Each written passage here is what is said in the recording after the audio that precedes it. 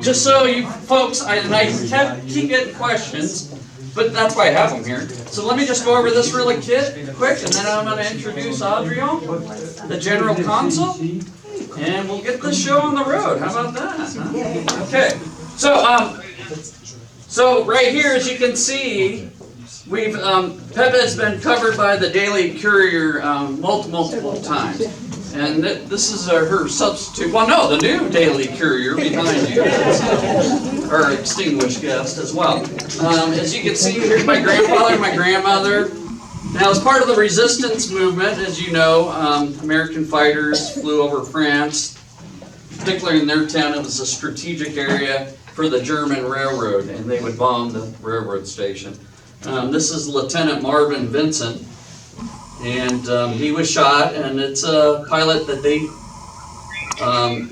try to assist.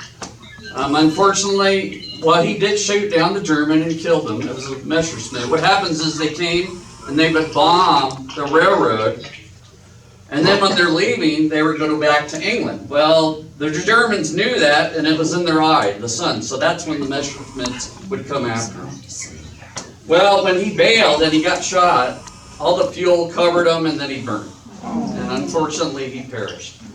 But as you can see here, there's a bracelet here, and it is black and tarnished, and that's not because the style, is unfortunately because of the burns. So you can see that. And then actually in Leclerc now, they've actually, the place there where the German is, they actually named the place after Marvin Vincent.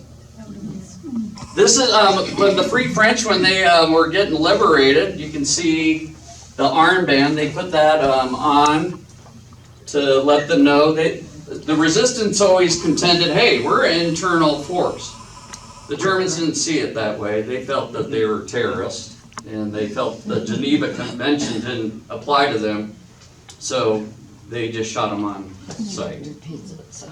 And then what's great about this is at the local church, the priest, they allowed them to hide behind the altar here of the Virgin Mary, the valise with the radio in it, the suitcase with the radio where they actually transcribed intelligence to England.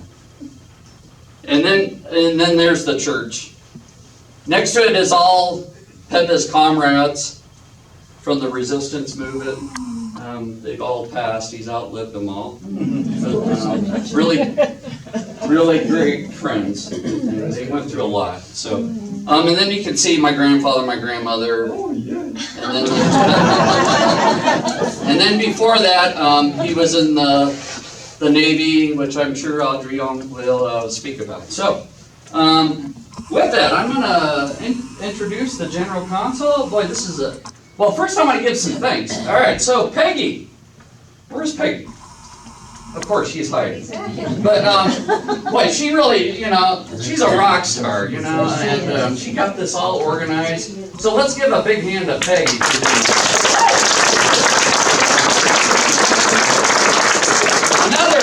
Another, Paul, where are you, Paul? This gentleman here is the one, he developed a website for my grandfather about the resistance. He is a computer wizard. I mean, he's like an acrobat. And very high quality. And then my cousin Sylvan was able to use that information to actually apply and get him nominated for this great award. So let's give a hand to Paul. And then, of course, my cousin Sylvan, that's in France. You can't see him. And he's waving to you all. Boy, he is the one. He went through a lot of hoops. He works as a reporter for Légion in France. He's kind of a big dog over there.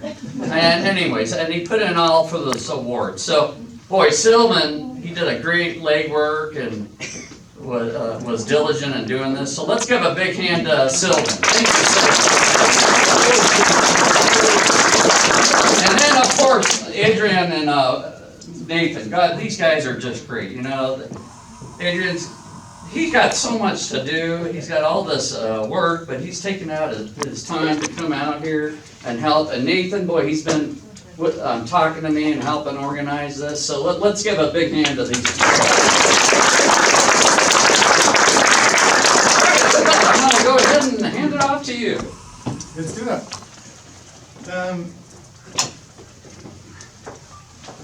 Can I do it from here? Oh yeah, we can move this wherever you wish, sir. I'm good.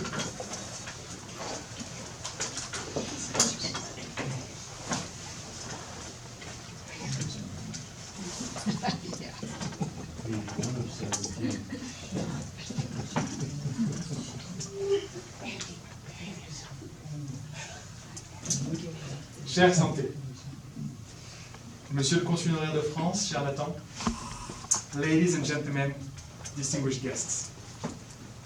The one positive thing when you're taking the 1+ hour flight from Los Angeles to Phoenix, and then another 2 hours roughly drive from Phoenix to Prescott, is that you get time to think.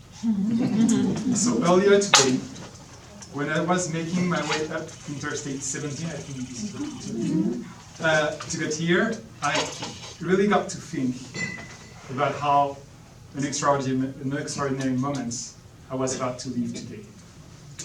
I got to remember the words spoken by former French President Charles de Gaulle in his memoir. Allow me to repeat them here. The role of the resistance fighters was to restore France's honor when all seemed lost. They showed that even in the darkest night, freedom never dies. And I got to realize deep in my bones what an honor it was to award the Medal of Legion of Honor to pay tribute to a truly outstanding man, Mr. Santé Céolin. We are living very strong memorial times that remind us of the unique bond that unite France and the United States of America. 2025 marks the 80th anniversary of the end of World War II, and next year will mark the 250th anniversary of the independence of this country, which is basically the moment when the alliance between France and the USA was forged. And with Veterans Days just around the corner, it is only fitting to honor those whose bravery made our past, our present, and our future possible. So I want to thank you all from the bottom of my heart for being here with us today, including those who join us remotely from France, despite the late hour. I also want to express my sincere gratitude to the Sacred Heart Catholic Church for their exceptional welcome, to Santé's family and especially to you, David, for your help in putting this together, and to all those who make today's event possible. Distinguished guests, we are gathered here today to confer the Legion of Honor to a remarkable man in recognition to his service to France. I'm going to do a bit of history here. You might not know it, but the Legion of Honor was created by Napoleon Bonaparte more than 220 years ago. I say created, but I could even say imposed, as many people back in those days were opposed to such a distinction, which they saw as incompatible to the ideal of equality that was at the heart of the Republican project at the time. So while preparing for the ceremony, I read through the law adopted on May 19th, 1802, that actually created the Legion of Honor. This medal, in the preamble, is presented as an order that aims at being the incarnation of virtue, honor, and heroism, a distinction that should serve both military bravery and civilian merits. The Legion of Honor has since then, and over more than 2 centuries, evolved into the highest and most prestigious French award a person can receive. To confer such a medal to an individual is thus a most solemn occasion, and is a way in which France pays tribute to remarkable women and men citizens of France and other nations around the world. This medal is of the highest importance to the French people, the French institution, and the French government. It is a way to express beyond words the gratitude of my country. The man that we're here to recognize today, Mr. Santé Céolin, is without a doubt a true hero and someone to whom France holds a debt that can never be repaid. Now I'm going to say a few words on your past, in case you don't know your past. Santé Céolin, you were born back in 1923 in Italy, and you arrived to France, to Leclerc, more specifically, when you were about 8 years old. You and your family fled down south when the Germans invaded France in 1939, and you chose to join the Free French Navy, where you started your initiation as the tool and die maker. In 1942, when the Germans fully invaded France and the Free French Navy was mostly disbanded, you returned to Leclerc and decided to resist the invaders at first without even being formally member of the resistance network. Working at a railroad triage yard, you would sabotage and cause major disruption to the Nazis' logistical supply chain. There is no stressing enough the importance that the brave action you undertook in an occupied country and at the risk of your own life had on the final outcome of this conflict. After the war, you married to your long-time love, Odette, and to pursue the dream of yours, build your own home in Leclerc. But in order to get the money you needed, you first left to Montreal, Canada, and then to Detroit to continue using the skills you picked up during the war as a tool and die maker. You then concluded that your health would fare better in the southwest of the United States than in Michigan, so you made your way to Los Angeles, and then to Prescott, where you still live today, surrounded by the love of your grandchildren and great-grandchildren. A love that you made sure you would give back to your community, as you've dedicated a considerable amount of time and energy to support people in need here in Prescott. To the point that several people here I know call you Saint. This, my friend, is truly a journey that hope to inspire people. Mr. Céolin, you don't know me, but I come from a family where we know the importance of history. I come from a family where we know the importance of friendship. And I know, deep in my bones, that there is nothing more precious than the unique friendship that unites France and the United States of America. It is a friendship that was forged in moments of shared joy, but also in the darkest hours of the 20th century, as we've been reminded by last year's celebration marking the 80th anniversary of D-Day. It is a friendship that your 102 years long journey that led you from Italy to France to Canada and then the US embodies better than anything else. Of course, I wasn't born in the 1940s. I had to stress it. But I heard enough of the war stories my grandmothers used to tell me when I was a kid, that I know for a fact that without your courage and the courage shown by thousands of resistance and of American soldiers to restore the freedom of an allied country, our world today would be different. My country would be different.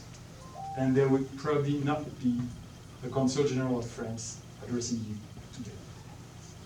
So at a time when the world is becoming more unstable and the prospect of war is back on the European continent, it is more critical than ever to remind ourselves that your story is also our story. and that we need to make sure that this story also becomes our children's story, so that we don't repeat the mistakes of the past.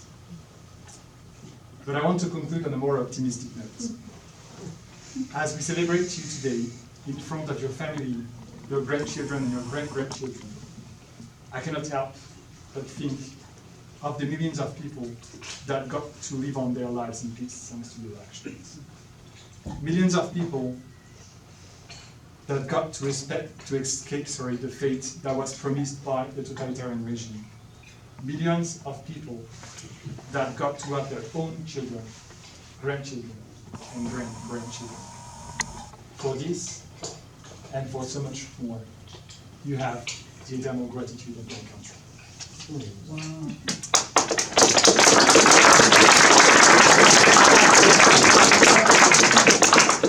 It is therefore a great honor for me, in the name of the French Republic, and in front of your family and friends, to bestow the Legion of Honor upon you.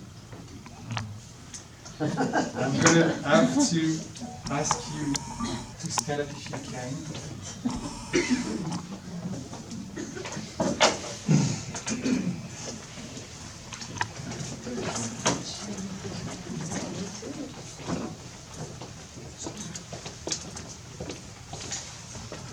Santé Céolin, au nom du président de la République, je vous fais chevalier de l'ordre de la Légion d'honneur.